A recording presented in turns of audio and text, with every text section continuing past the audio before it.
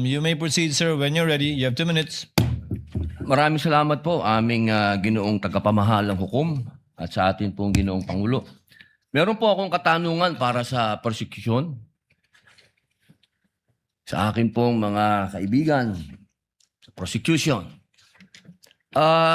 Napakahalaga po sa bawat pagdinig ay yung nagsasabi ng katotohanan. Tama po ba? Tama po.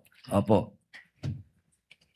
Pagka ang isang witness po ay naging halimbawa ng paiba-iba ang sinasabi, ano pong tawag dito?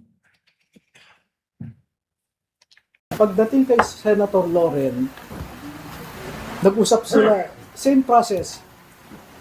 So merong si Orbilio at saka si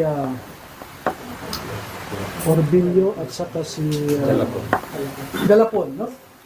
Sabi nila, Sir,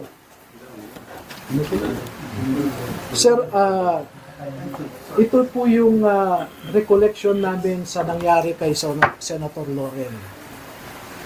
Pagdating ng convoy namin doon, and this I distinctly remember, and as I said, I already rectified it. No?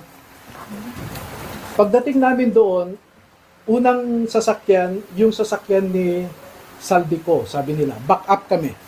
No? Paghinto namin sa gate nung number 40 Cambridge Street, maalala pa namin yung gate ay gawa ng kahoy, sabi nila eh. No? Gawa ng kahoy.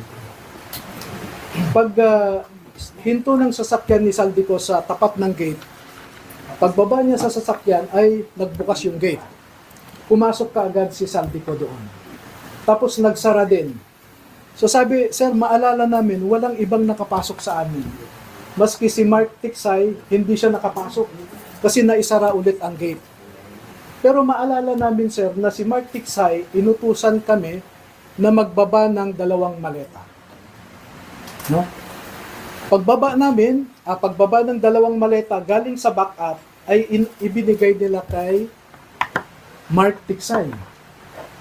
And then maya-maya lamang, sir, ay napansin namin lumabas na si Boss Saldi, sumakay na sa sasakyan at umalis na kami.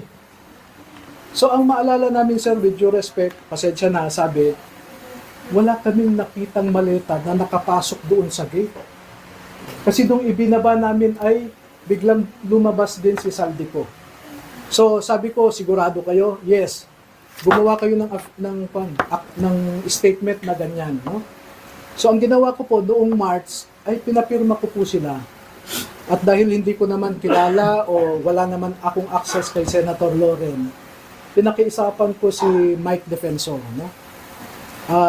Sec Mike, ako, may access ka ba kay Senator Loren? Bakit? Sabi niya, ganito yung sinasabi ng 2 sundalo. Ibinigay ko po sa kanya yung sinabi ng 2 sundalo. Sabi ko, inaamin nila pagkakamali nila. Kung gusto ni Senator Loren na kasuhan yung 2, ibinibigay ko ang ebidensya. Pwede niyang kasuhan ng perjury yung 2 kung gusto niya.